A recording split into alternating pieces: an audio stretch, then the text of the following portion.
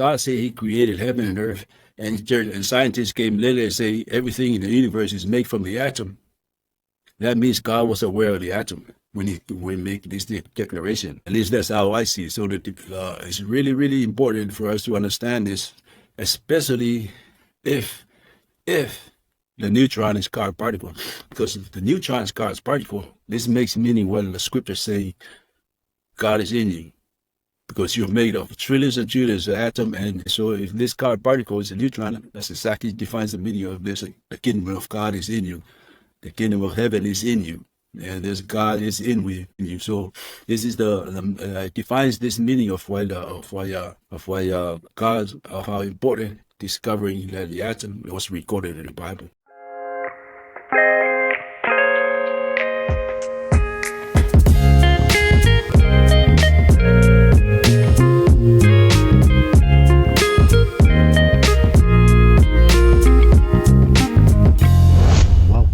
Broaderlands Podcast. The opinions expressed on Broaderlands Podcast are those of the guest speakers and do not necessarily reflect the views of the host or Broaderlands Podcast. Timeout, welcome to Broaderlands Podcast. It's an honor to have you on. I look forward to this. Thank you, boys. Appreciate you. Man. Thank you for having me on. I appreciate you too, man. Maybe before we get started, you can share a little bit about who you are and what you... Hello, my real name is Taumua, but I go by my pen name. My author's name is Timeout Taumua. So I was born in the island of Samoa, and I came here Samoa? in 19. Yes, it's from the island of Samoa. I am Samoan, by the way, and I am on this podcast because I am an author, an award-winning author so far. I got 3 winners and 3 honorable mentions awards for my book that I released last year called The Magnificence of the Three. It's about the scientific nature of the Bible, and it's about God, the atom, and emotions. So that's the reason why I'm here on this podcast. I got invited on to talk about the book a little bit. This book started, I'm one of those guys who always get in trouble, and I end up in prison here in California, and I spend a lot of time there. And before I go on, let me take a moment here to issue an apology for all the people that I've harmed in my life. I regret everything I've done in my young days. I apologize for everything that I've done, harmed everyone I've harmed privately. I am sorry for all that. I hate to say this, but the reason behind this book was a result of me being in prison. While I was serving time, I came across, I'm starting to see how the danger that we as inmates and people who are antisocial, especially the young youths, the young children that I met in there later on down the line as I was getting ready to come home. And that's when I came to conclude that nothing's going to change unless we completely find out the truth, whether there is a God, whether the creation was there was a flaw in the creation, or whether it was the universe came by accident. So that's when I decided to write a book. That if I ever get released, I'm gonna write a book, and that book is about 10 scientific facts about the Bible, the scientific nature of the Bible, that there was a designer of the universe. I came to believe that the only way we can change our behavior, change our community, is to fully believe that there was a designer, and this is how he created. But we may have misinterpreted the interpretation. So that was my initial goal. So I was finding the 10 scientific facts. So, and then after I made that decision, I had a spiritual experience that I came to believe was this book was a result of that experience. Because the stuff I've written in this book, there's no reason why somebody like me should have known this stuff. There are better people who should have seen this stuff before, but yet nobody could write about it. Nobody could understand a lot of this stuff that was already recorded in the Bible. So the book is about the scientific nature of the Bible. It's about the atom and emotions. These were the only tools that God used in designing man. The only tools, atom and emotions. Emotions were designed as our helpers. When I started the book, I was into, I believe, 4 or 5 years when one day the atom came through my screen and I started looking, and I was thinking right away. I'm looking at it, and then I start thinking of what the snake told Eve in Genesis, that if you go for knowledge, you can be like God who knew good and evil. So I'm looking at the sign of the atom. I'm like, this is actually what the snake was talking about. So my goal was to find and I'm looking at it, we have negative, associating the words of negative as evil and positive as good, because this is how we interpret these things in our daily activity, in our social lives, and in our languages, human languages, that negative is bad, good is good. So in my mind, I start thinking, what if the neutron is God then? What if the neutron represents God? Or the God particle is the one that the scientists are looking for? So that became the search. The search was to find out whether somewhere in the record, God had planted himself, identified himself as the neutron, and that's exactly what happened. So when it started from Genesis all the way to the Ark of the Covenant, God left clues that he was the neutron of the atom. So, but that's kind of like short summary of the book where my book that was released last year. The name Magnificence of the Three. Maybe you can break down how'd you come up with the name and the meaning behind it. Yeah, it was. I was already researching. I was already well deep into the book. I was researching the Ark of the Covenant, but I was researching how people here on Earth, they did try to recreate the Ark of the Covenant, following the same schematics, of how it was done. And that's when I came across the quote by. It came from a quote. The title came from a quote by Nikola Tesla. He said that if he knew the magnificence of the 3, 6, and 9, he would have the key to the universe. So I make a claim. I think Tesla was talking about the atom's particle. The atom, when he was this was the reference about the 3. The 3 is the atom's particles. And I came to this conclusion because Tesla was an engineering genius. He was a mechanical and engineering genius. So his thing was energy. He had to have seen the atom's particles, its force, before anybody else saw it. And that's why I decided, this is the perfect title for the book. The Magnificence of the 3. So that's where the title came from. I appreciate that. Why do you feel this is important? The information you found in the Torah and the Bible for humanity.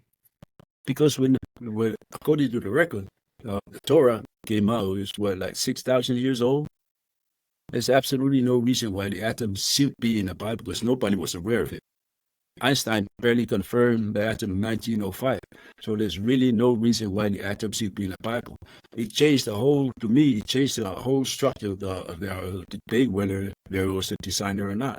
Because if God said he created heaven and earth, and scientists came later and say everything in the universe is made from the atom, that means God was aware of the atom when he make this declaration. At least that's how I see it. So it's really, really important for us to understand this, especially the neutron and star particle, because the neutron and star particle, this makes meaning when the scriptures say God is in you, because you're made of trillions and trillions of atoms, and if this star particle is a neutron, that's exactly defines the meaning of this. The kingdom of God is in you, the kingdom of heaven is in you, and this God is in you.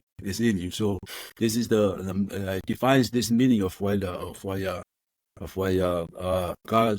important discovering that the atom was recorded in the Bible. Do you believe the ancients knew this stuff already? We just forgotten this ancient wisdom and knowledge from the past? One of my claims in the Bible was about Cain. I make a claim that Cain was half man, was a hybrid. He was half man, half God. There's a reason behind it. There's a lot more detail in the book. All the stuff that we've seen, all the structures that we see, like the pyramids and all this, was recorded, was here on earth to prove that these people actually existed. These are the sons of God. And that's my claim. That's how I explain it in the book. So the outline that was set out in the Bible, including these guys, the sons of God and Cain, this is the evidence that we now see today that's unexplained. Now, nobody knows this stuff, but the ancients know this stuff. They know it more, but the record, they must have, they didn't record it or we lost the record. That's the only things we have here for us older in the Bible, according to our historians, is Sumerian, what you call all those records, but there's nothing about the atom in them. So but they do talk about Enki, who was a scientist, and he genetically modified the human being. And Adam is not a Hebrew word; it's actually a Sumerian word, Adam, which means animal, which I find interesting. I think there's what I like about what you're saying is you found a metaphor, in my opinion, with great insight, wisdom, and knowledge. I think there's many metaphors in the Bible that have a lot of tons of wisdom, and I think you found one of them. Oh, you got to read how because the Ark of the Covenant manifested itself here on Earth. The Ark of the Covenant it wasn't a final piece of evidence, but it was a piece of evidence God planted in the Bible how He was aware of the atom, and then He manifested Himself on Earth. It's beautiful how God did it. It was beautiful how the record. And the Ark of the Covenant, I'm saying, was the first atom bomb in the universe. God designed. This is what the Ark of the Covenant was, because He was designed after the atom. So what God did was planted. Evidence was planted this way. When He was when He walked with Israel in the desert, He walked during the day. He was cloud. At night, He was fire and light. Those are very, very important, because when they recreated the Ark of the Covenant here on Earth, which was the atom bomb, when it exploded, that's exactly the eyewitnesses saw a mushroom cloud, fire, and a bright light. Those are the three signatures of that atom bomb that was recorded in the Bible. So that's how important. And then furthermore, the atom bomb wasn't created from any other part, from the negative electron or the positive proton. It was created from the neutron. The neutron was the one that the scientists used in creating it. This is creating the atom bomb, and the result was that they saw was cloud, fire, and light, and bright light. So those are kind of pieces of evidence I'm using to support the theory that God was fully aware of the atom. There's a lot more. There's a lot more between Genesis 1 and to Exodus when the ark showed up. And Ark was created. When they dropped the atom bomb, you got me thinking. They went automatically to a Hindu scripture that describes the atom bomb as well. So I think these ancient people had this information, this technology that you're talking about in the Bible, but it was also throughout the ancients, right. The Hindus, the Sumerians, the Egyptians. Like, how do they know about the pineal gland? How are they doing brain surgery in those days? It's very interesting. How are they doing C-sections in those days? Which is interesting how much knowledge they had in those days in Egypt and Hebrews, the Sumerians, the Greeks, and so on. What are some more biblical stories that help back up your claim that you can use, like the crucifixion, for an example? Oh, that was the last, but we can start from Genesis because he laid out everything from Genesis. The first scripture that is always debated is right after Adam was created in Genesis 1:26. In Genesis 1:27, there is that male and female, He created them. Male and female. So this is a scripture that everybody got confused about because they think Eve was created here.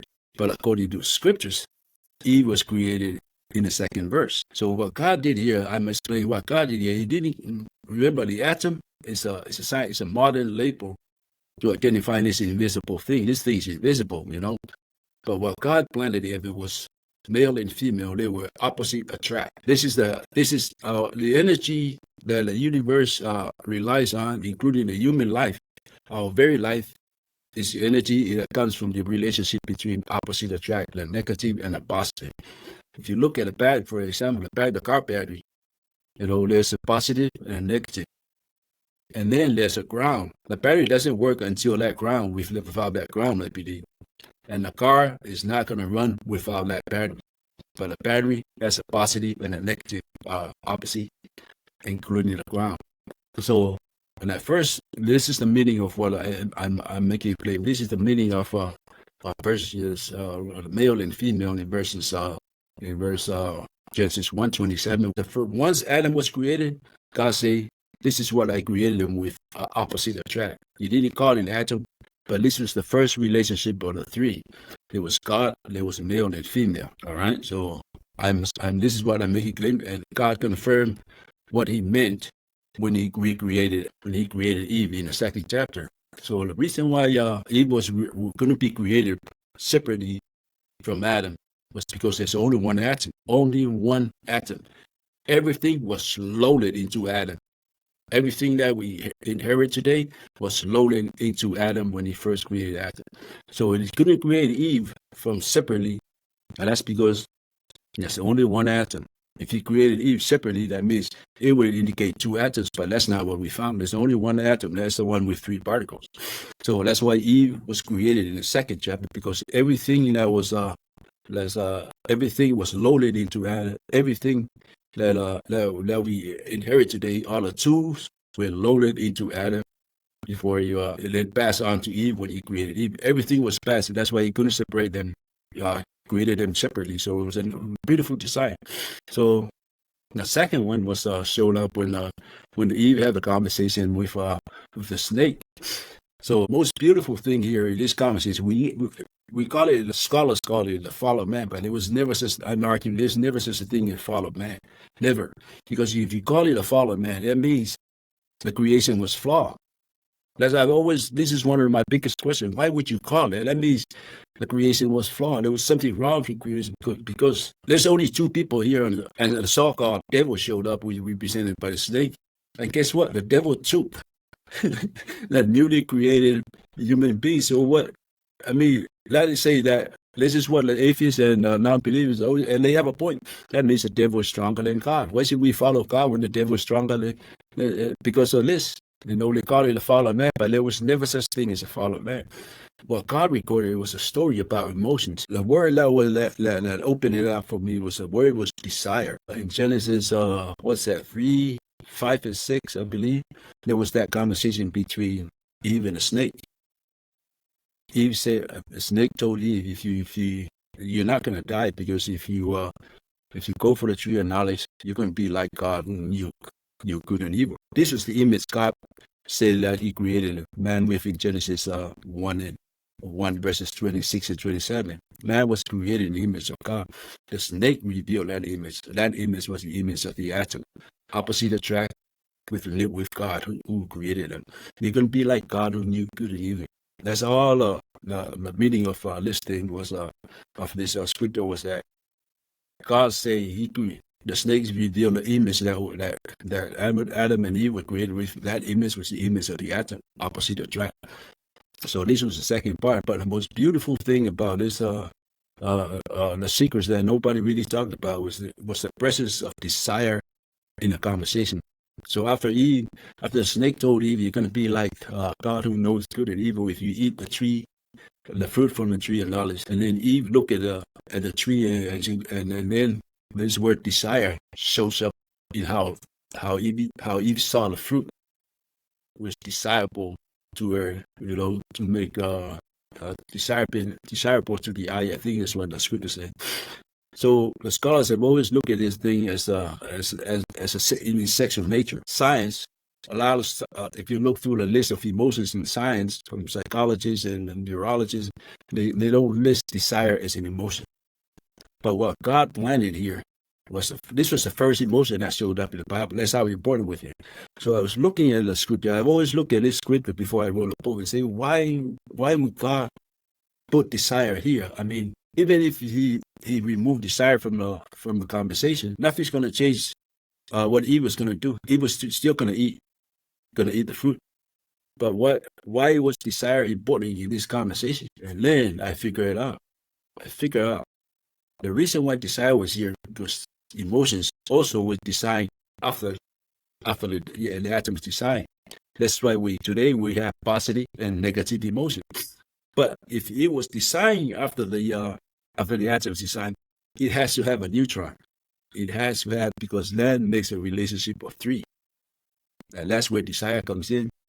So I started looking. That's when I started looking how people view, how science review, how see desire, and that's how I found out that nobody really see desire as an emotion. A lot of people don't see desire as an emotion. So I look at and that's when I came across some philosophers. Philosophers, who was this guy? I forgot his name. He was also a Nobel Peace Prize.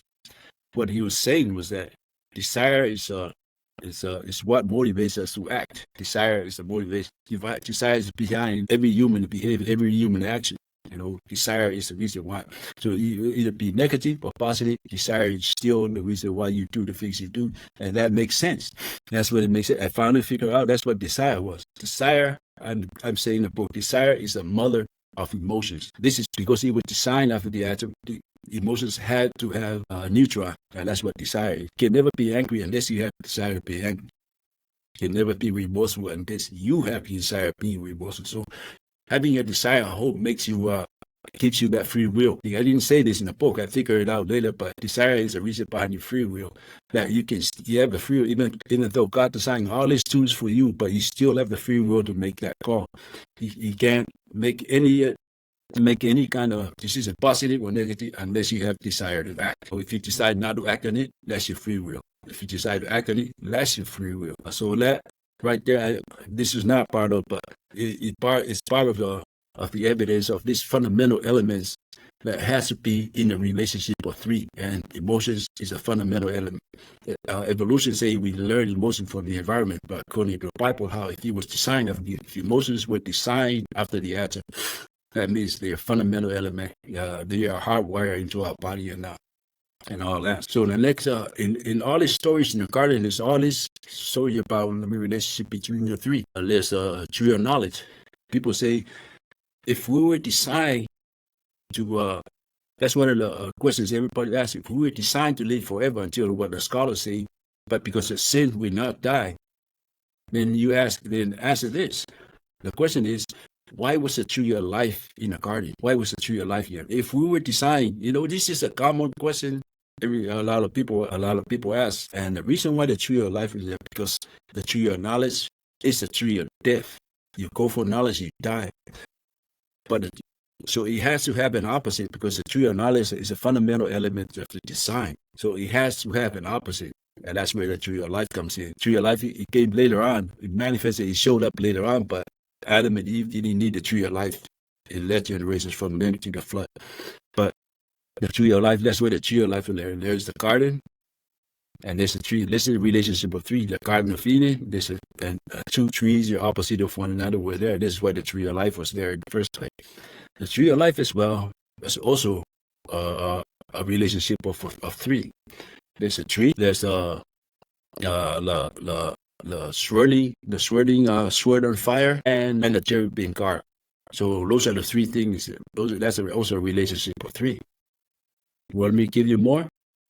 Sure. Okay. And then here's the most asked question. Nobody knows what the meaning of it. There's also all kinds of explanations, but nobody has really brought out an explanation that everybody can agree on. This was when Noah was it's a story about Noah and his sons. Noah has 3 sons. All right. So one day Noah got drunk and one of the kids saw him naked. So when Noah was sober, so he issued out blessings and curse on the kids. Well, it seems like a curse, but I don't think it was a curse. Noah, the one that saw him naked was his youngest son, Ham. So when Noah issued out the blessing, he assigned Ham descendants as who are the Canaanites. He assigned them as servants to his brothers. His 2 brothers, Japheth and Shem. So I'm explaining the meaning of servant. Servant is somebody that constantly works. A servant who works nonstop. You can call them, come do this, they come. That's what a servant is. So he's working nonstop. That's what the atom's negative electron. The atom has 3 particles. There's a negative electron, there's a positive proton, and a neutron, neutron. So in the middle of the atom, the neutron and the proton sits, but the negative electron runs around them, constantly moving. He runs around the center of the atom, So that's why I refer to this is the meaning of the parable was that the youngest son represented the negative electron because he's a servant. He's constantly supposed to move. So the second son was represented the positive rule was Japheth. He represented the positive proton, and the reason why because his older brother Shem he owns a tent. He owns a tent. A tent I'm referring to is the center of the atom. This is the nucleus of the atom. So that's the tent of the atom. And because God is a neutron, that means Shem represented the neutron because he owns the tent. Japheth lives in a tent. That's what that's what the parable was. God that made Japheth live in a tent with his Shem's tent. So and may he and make and what Noah said, may God enlarge Japheth and may he lives in the tent of his brother Shem.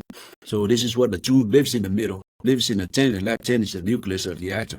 And their brother, the younger brother, whom Noah was angry at, is running around as a servant. He's constantly, as I said, a servant is somebody that's constantly moving, working, and that's what the negative electron does in the atom. It's constantly moving and running around in circle above the tent. That's another example of the atom. Of how God planted the evidence of the atom. That's the meaning of that parable right there. The three particles, each sun represented a particle of the atom. And then the next, there's a bunch of them, but the next paramount one, which also unresolved today, is God and Abraham signed a covenant about the land that Abraham was about to inherit. So what God did, so Abraham saw in the dream, God told him, give me 3 animals, all 3 years old, cut them in half, separate them, and lay them out separated from each other. That's the scene. Now imagine that scene. There's 3 animals, all 3 years old, cut them in half, separate them, and facing one another. So, but at night, what Abraham saw was a pot of fire and a torch walking through this animals cut in half. So that's what I'm explaining also. When God and Abraham signed the covenant, God also signed it by using the atom as because here is a 3. All three animals cut them in half means they're opposite of each other. The animals were opposite of each other. And God would walk, God is a neutron, walk through the middle at night. So that's another example of the summary of this. I explained it a lot more in a book, but that's kind of like a summary of all these parables that is unexplained today. But that's how Abraham, that's how God showed Abraham the atom was this. He signed a covenant with Abraham using the atom. The atom's design. And then we go over to the ark. The ark was designed with 3 boxes. 3 boxes.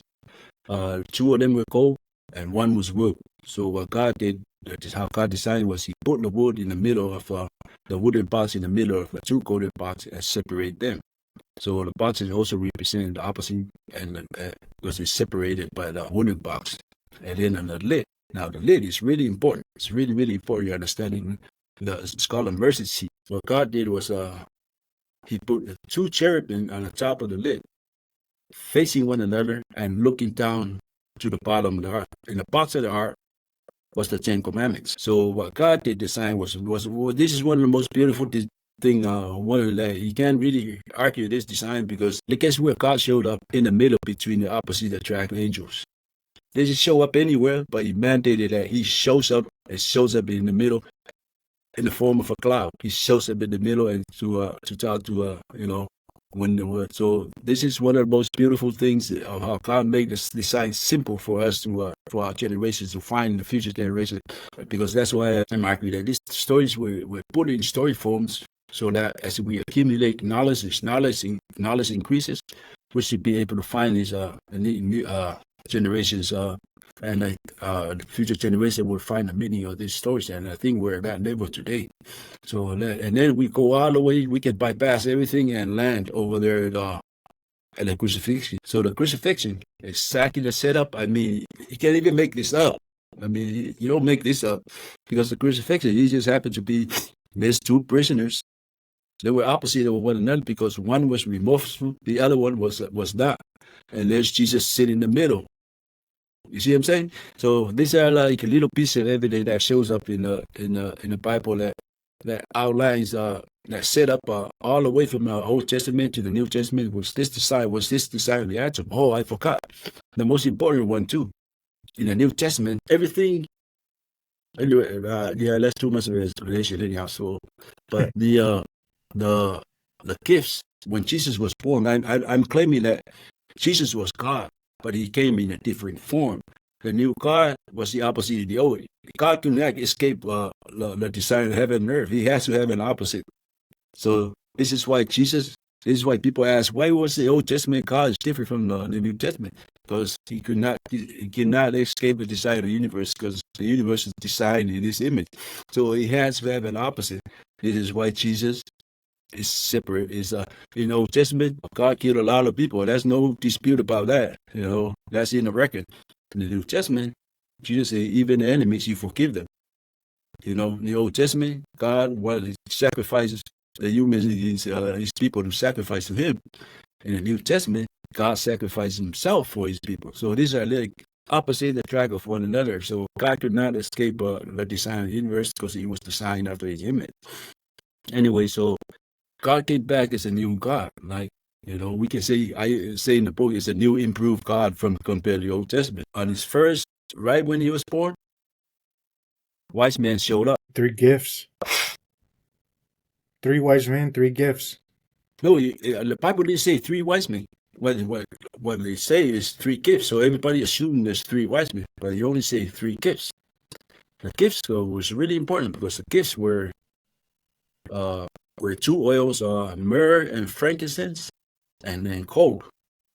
What these gifts have in common, they were all part of the temple, and they were all part of the temple, because this is where all the furniture, including the ark, was made of gold. Not all furniture, but gold was made. The majority of them were made of gold, and then these 2 oils were used inside the holies of holies, and they were used to clean the furniture. Not clean, but they were there for that purpose. So anyway, so what they have in common was they were they were part of the temple, in the tabernacle. So the meaning of where I figured out was when the wise man gave the gifts back, that was the first prediction that the temple was going to be destroyed, was going to be burned to the ground. Eventually, the Romans burned the temple to the ground and Jerusalem to the ground, but that was the indication. So what the wise men say, everything that God gave Israel, including the ark, everything in the temple, everything is going to be taken from them, because that part of the brain was thin. The second unit of the brain was finished developing.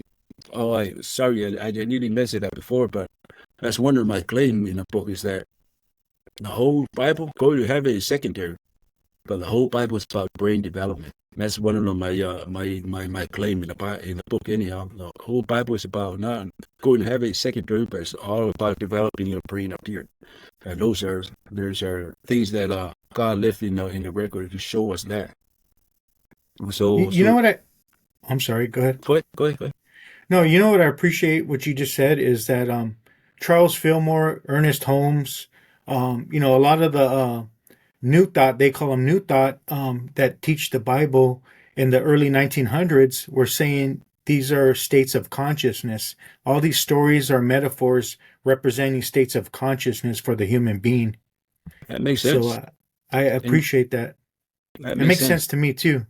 Yeah, because let's all, it's a lot more detail in the book, but I'm using a couple of theories called the triune brain theory, and one's called social brain hypothesis. Social brain hypothesis is really important, because if you want to understand why God made the 10 Commandments and loving thy neighbor like you love yourself, you have to research, look up social brain hypothesis, because it's a perfect law. Social brain, love your neighbor like you love yourself, is a perfect tool for the social hypothesis theory. That theory has to do with the question of how we humans separated ourselves from mammals brain-wise.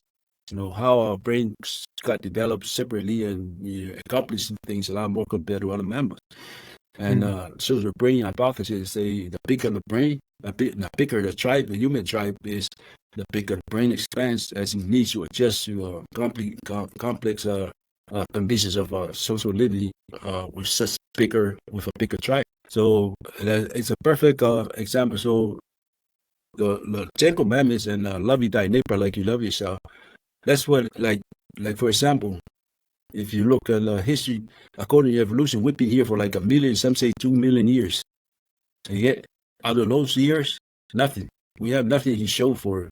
You know, there's the pyramids. We don't know how old they are, really old how they are. But since the Israel came out of that dirt 6,000 years ago or so, and then Jesus showed up 2,000 years ago. I guess we're at the landing of satellites all over the universe. Where the accomplishment from this 2,000 years is absolutely stunning. And the reason why is I'm claiming that because as religion, especially the Muslims and the Christianity religion expanded, the tribe got expanded. And guess what? How this tribe how the Christians expanded the commandments. The commandments and the Sermon on the Mount, it was God, the new God, that helped expand this tribe. There's now like a 2 billion member tribe of Christians across the globe. As they expanded, solely knowledge at the same period of time. So it's coincidence, but it's kind of like I'm submitting it as circumstantial evidence of in support of a social brain hypothesis. I had a question. You said Jesus was God, right? And the Hindus have a term called avatar, and many Swamis would say that Jesus was an avatar, like Krishna, Buddha, and many other great, like Thoth or Hermes, were avatars.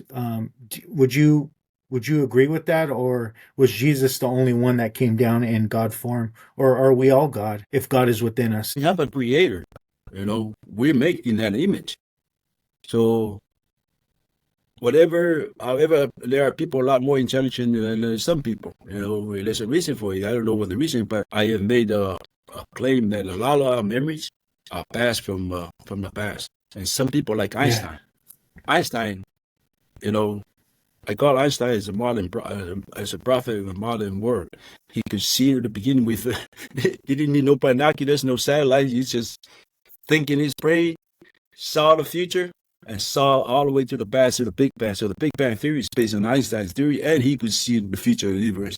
And that's an example of people that I am claiming have memories that they don't really realize it, but have memories that go all the way to the to the past. And Einstein was one of them. Until that's the thing is, I'm not going to miss. I started this when I started this project.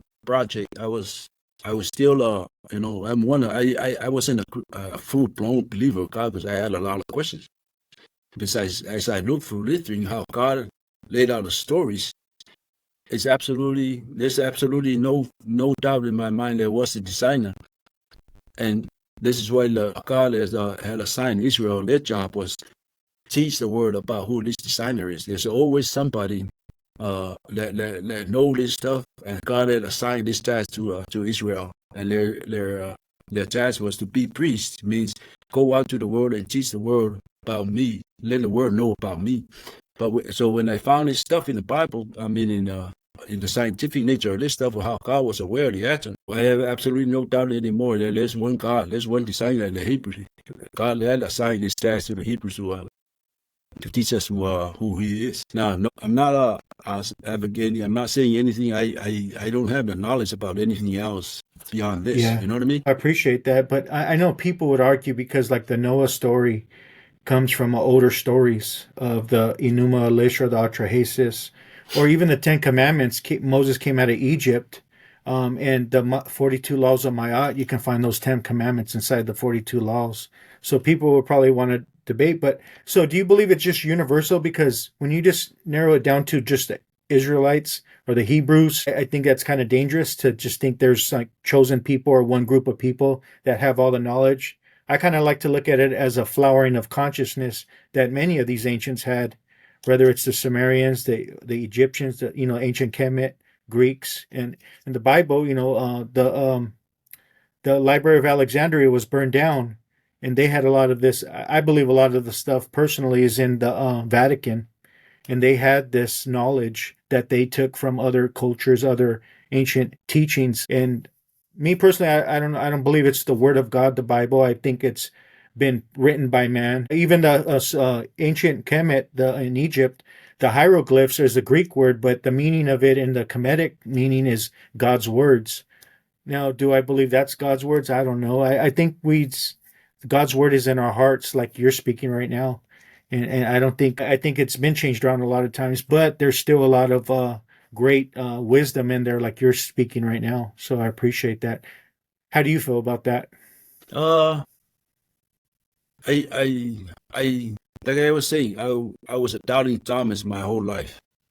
The difference between me now today was compared to the past was the discovery of the atom in the Bible, because nobody was aware of this thing. That's the difference. Mm. You know, there are a lot more stories. If you find the time to read, there's a lot more stories laid out. Like it was beautifully done. Like even like emotions is never. Nobody talks about whether emotions. Only the science talks about whether this debate whether emotions were hardwired or not. But in the Bible, it's listed in the Bible. The whole thing about the enslavement in Israel, only one level, that's one of the mystery of the Bible. Nobody knows because God never revealed it to anyone.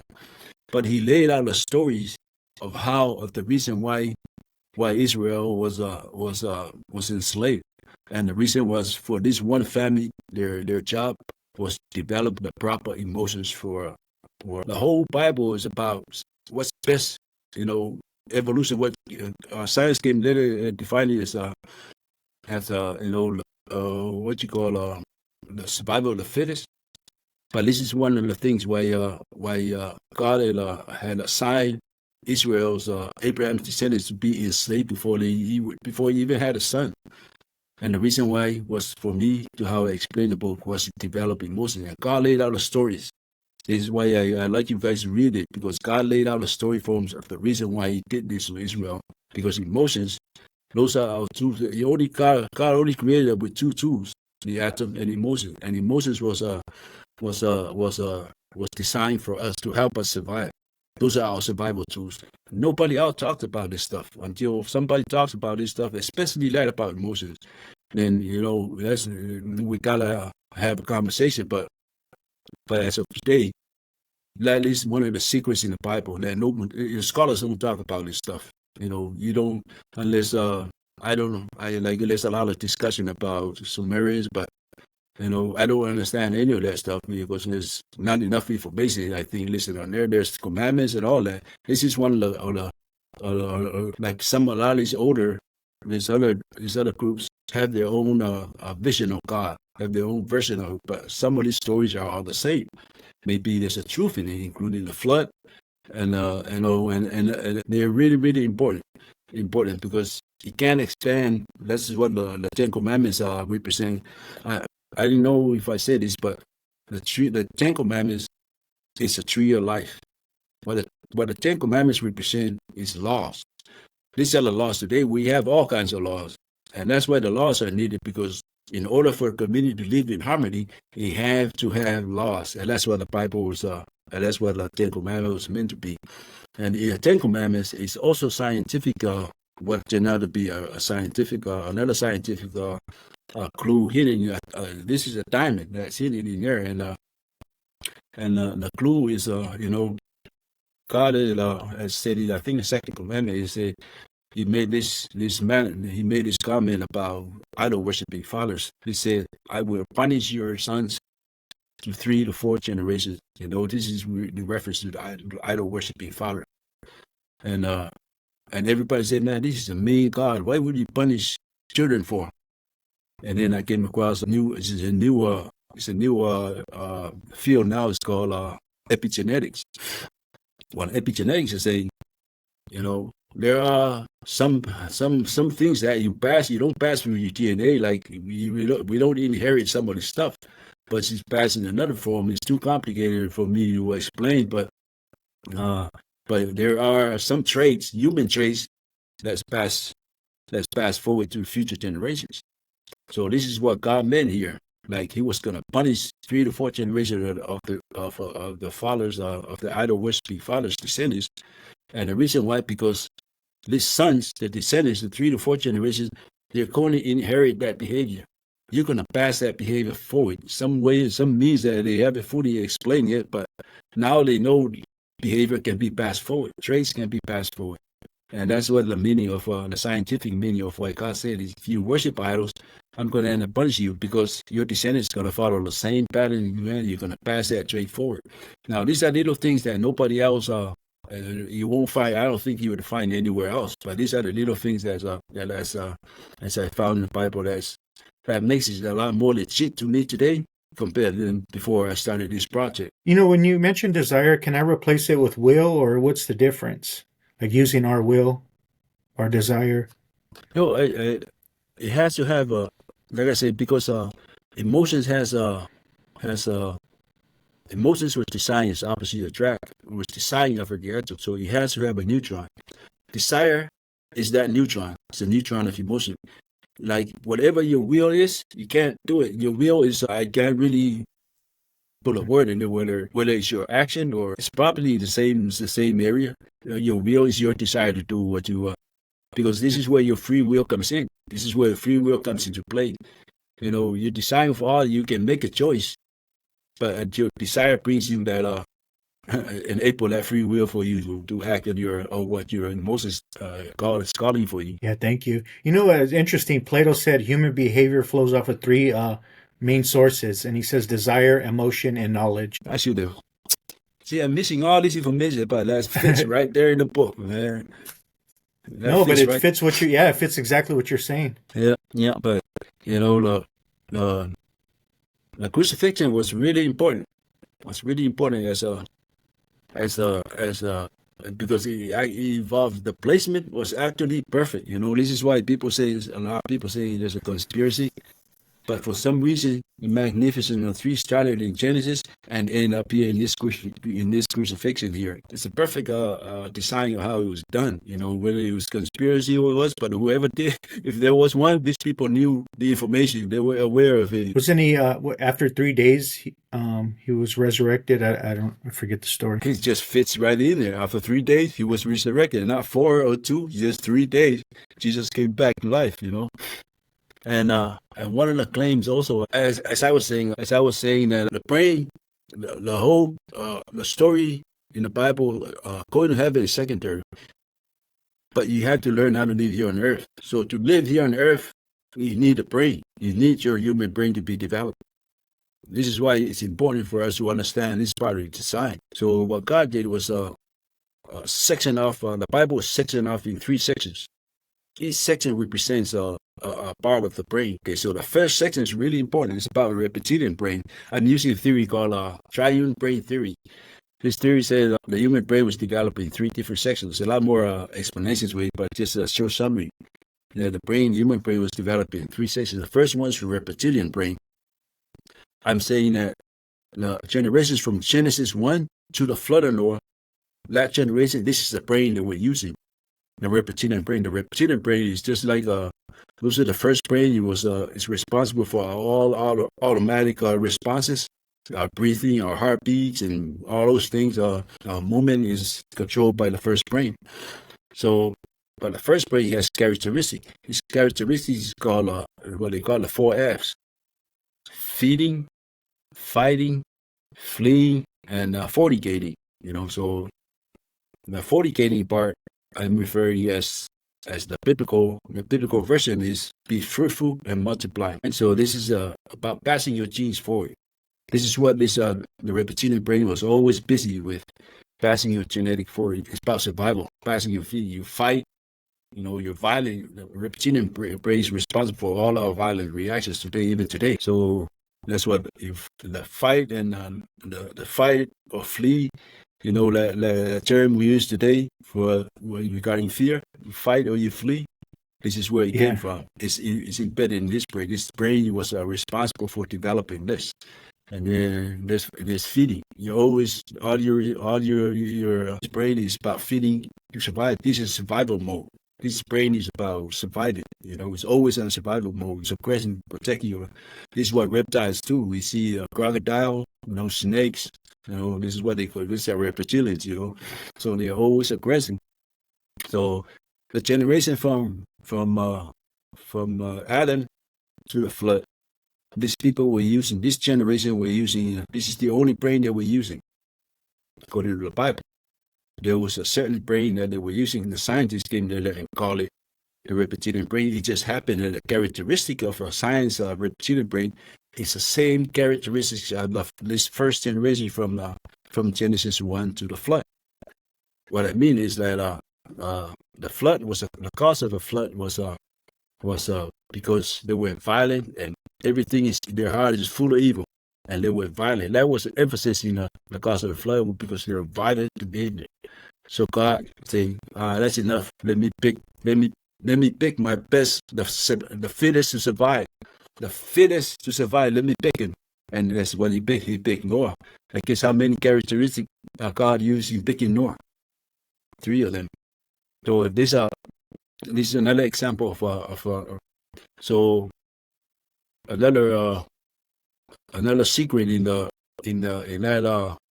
Bible is that about the brain, how God the meaning of the stories were about brain was when Eve talked to the snake. There's one of the stories that people make fun of when Eve talked to the snake. And say, how can a human being talk to a snake? The reason why Eve could talk to the snake because exactly they were only using one brain. This is why they could understand one another. Both of them, the snake and Eve, this was the meaning of the story. The meaning was about brain. Like I said, the whole Bible is about brain development. This is why God implanted this evidence there that the snake and Eve were all using one brain. All the animals of the field were using one brain. This is why Eve could understand the snake. Here's a supporting evidence. You hear a lot of scholars today, they say, oh, yeah, when God created Adam was already full grown. He was ready to roll, like he was ready to fly to the moon. He never flew to the moon, But that's the meaning of what they're saying there. He was ready to roll, but his brain was not, because this is how God planned the evidence. But God said that after Adam and Eve were created, God said they were naked without shame. This is important. It's a little story, but it's just a little bit of a sentence, but the meaning scientifically is huge. It's big. Naked without shame. What do you see today as naked, running around naked without shame? Animals. That's who's running around today, naked without shame. Because the brain was exactly that. That's why they weren't without shame, because the animals, they were using the same brain as the animals that we have today. They were using the same brain. Like reptilian brain. The first unit of the brain was starting, the emotions weren't developed yet. So the unit without shame, because they were naked without shame. God, this is how beautiful God planned the kind of evidence that we're talking about. Our stories have meanings that now I can understand them from what I found so far. And that's the meaning of so Adam and Eve, when they first created, that's what they were. They were no different than beasts of the field. The meaning of No, I'm just tripping out. I'm like, wow, because the Sumerian, you're talking about what the Sumerians tablets are saying. Adam means animal, and they considered him an animal because they were living with the gods. Enki represented the serpent, who was the scientist who genetically modified us, which pissed off his brother Enlil. And the flood story, it's in more detail in the Sumerian tablets, and it's older than the Hebrew. The Hebrews were prisoners of the Babylonians at one time, and the Babylonians held on to these cuneiform stories. So the Hebrews learned these stories. So I just think it's interesting, just what you just said. So sorry about that. I was just thinking out loud. Yeah, but that's the meaning I'm explaining anyhow. The meaning of this is how God planted the evidence. So they were naked without shame means they were just like the animals of the field. They were using one brain. The scientists came to call it the reptilian brain. It just happened that all the characteristics they explain about the reptilian brain are all characteristics you find from Genesis to the flood. You see? So it wasn't just but that's one of the characteristics of a reptilian brain is sexual violence, sexual behavior. And that's one of the things you find in Genesis, about the sons of God. That's where they took daughters of men, whoever they want. It means they force them. And that's what animals do. It's not. It's not. There's no. You just make whoever you want to make. But that's exactly what the meaning of the story. That's they took whoever they want as wives. That's the dollars of men, whoever they want as wives. So the sexual behavior, the sexual trait is aggressive sexual trait of the reptilian brain was recorded here in the Bible in this generation. It is in the first 10 generations of the Bible. So that's one of the markers that I say that the three sections of the Bible from the first section was from Genesis 1 to the flood. The second section was from Noah to the last book of the flood. And then the new unit of the brain is represented by the New Testament. And mind everybody, you're in a cell figuring all this out, right? No, dude. Are you in the library?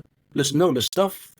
I didn't even know any of this stuff until I got out and started writing the book. As I wrote, majority of the book I wrote was during the editing. I had to pay the publishers more for the book because when I submitted my first transcript was only like 40,000. The next transcript like almost 100,000 words. and they say, "Oh, you have to pay extra." Scandalous dudes. So I didn't want to argue with them, so I said, "All right." But most of this stuff, I never even knew about the atom. I know the atom, but I didn't I can't identify which one's a proton, which one's an electron until I started researching this book. But the key, I think, the turning point was I was researching about waters. This is one of the most interesting thing about the Bible. I don't know if Sumerians talk about it, anybody else has it, but in Genesis 1, the second, God said in the first verse that he created heaven and earth. And in the second verse, he enters the scene and he was floating on top of the waters.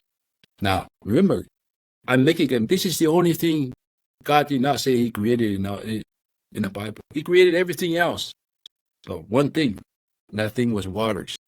This is how important this thing was, how like I want you guys to read this book, because this is one of the sequels in the Bible. Nothing, God created everything else except for one thing, and that thing is waters. Even though he said he created heaven and earth, but after he said that, then he explicitly started creating things, right? He started creating things except for one thing, waters. He never say he created waters. So there's a reason for it. That's going to be part of the next book. Hopefully I have for time. But how important waters is that it wasn't just water. It was waters in plural. I look at the Hebrews too, and that's the same thing. They cite it as waters.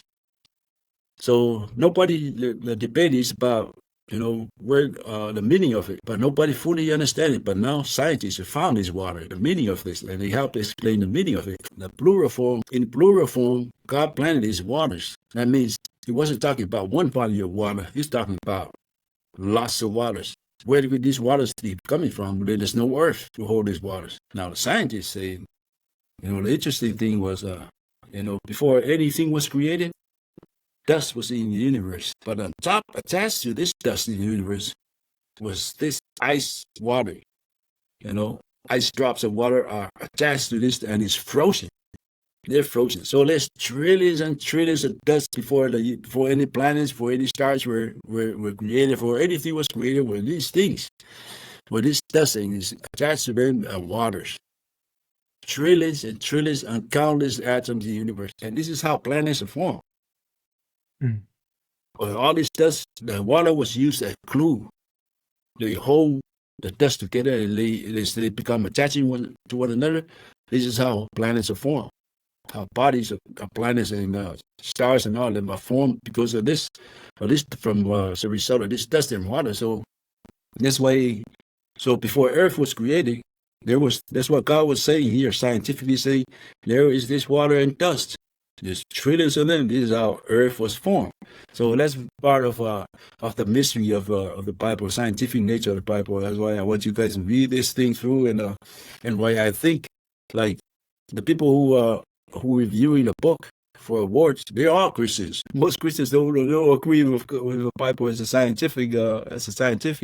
have any scientific nature, but they're giving awards. Means some of these people understand what I'm saying, and that's one of the mystery of the Bible is these waters that nobody knows where it came from or what it's about because there's no earth to hold waters. And recently, it was 2019, they found this body of water for like, I think like a billion years after the Big Bang. They say there's a body of water that's more water, million times more waters in the universe than what we have here on Earth. So that's one of the things that that's providing another piece of evidence I'm using. He say this is what God meant by this. Why there was waters in the universe before even Earth was formed. Yeah, thank you. And I'm going to ask you one more quick question. What's the purpose of life? Oh, man, that's a hard question. Yeah. Nobody really know. I don't know the answer to that neither. There's conversations and theories, but I have absolutely no idea of what that person, why we created. I have a theory, but I need a whole lot more scientific evidence to prove that theory. But when Einstein, when they gave me that theory, energy is neither created or destroyed, it just transforms itself to other forms. So the purpose of life is not to. It's just, that mystery is in the atom as well. I believe that mystery because I make claims that all the secrets in the universe are in this thing, in the atom. Everything, because everything in the universe is made from this thing, including life, is a result of electricity the atom produces. So all the secrets in the universe, including that question, is in this thing. We got to look more, find out his laws. His laws are really, really unique, and they're very, very interesting. I'm not a scientist, but as a seeker, people is looking for stuff. That's very, very interesting to me. It's instructing everything. I wish I could have the brains to go and to be really look deep into it. But that's a question for the ages. That's a question for philosophers probably. But I have no idea. The menu of that question. Sorry. Oh, no problem, man. You answered one of my other questions earlier. Where are you going to write another book? Oh, I wanted, because I took out a lot of information. Wanted to say how this is a nonfiction. Nobody buys a that's too big for nonfiction. That's what everybody tells me. One day I finally got mad. Somebody told me at church, hey, that's too big. They say, oh, I wrote a book for 200 pages. I'm like, dude, this is God. If you believe God is enormous, a billion pages already been published. Trust me, there's a billion more pages to come. What's 600 pages is? What 600 pages to you about God? And they also understand what I mean, But I took out a lot of stuff, and a lot more stuff came to me the meaning of all these stories. So I need to. I wanna rewrite it, but dividing into 3 sections. Discuss more about emotions and that kind of stuff. And in short, what I did was I initially wanted to write 2 books, but then I was looking at all the information and I'm thinking, what happens to me? What happens to all this information if I get out of the house and get run over by a car? All this stuff is lost. So I said, I'm just compact the information. That's what I did. I compact all the information to 1 book just to make it and then, put it out there. People who support, who believes what I'm saying, they can run with the information, but there's a structure there for anybody to flow from. Yeah, thank you. That sounds like you need a trilogy. I do. I need to. Well, thank you for coming on. How can we find your links and your book? I'm on YouTube, TM3 Club. I'm also on Twitter, Instagram, and Facebook, as well as I have a website as well. I gotta fix it, but do add more, but update all the stuff in there. But I have a website. I have some blogging in there. I do some blogging in there, and but videos on YouTube are updated, so you can watch those when you get a chance. Thank you for having me on. Thank you for. No, thank you, and I'll definitely put up your links. You can send me your links and a bio, and then I'll put it on when we upload this video. So I appreciate it. I'm going to end it with an Einstein quote since you brought up Einstein so much. And he said, science without religion is lame. Religion without science is blind. So that's perfect. Thank you for coming on. Perfect. Thank you, my brother. Have a blessed week. Yeah, thank you. Take care. Just know we out here. Know we out here working in a major way. Had to speak on it just to make a play. Any given subject, know we make a way. Time to level up on the day-to-day. Know we out here working for the greater good. Expand your mind, broaden your lens the way you should. From the stars to the galaxy to speak on spirituality. Higher understanding for the neighborhood.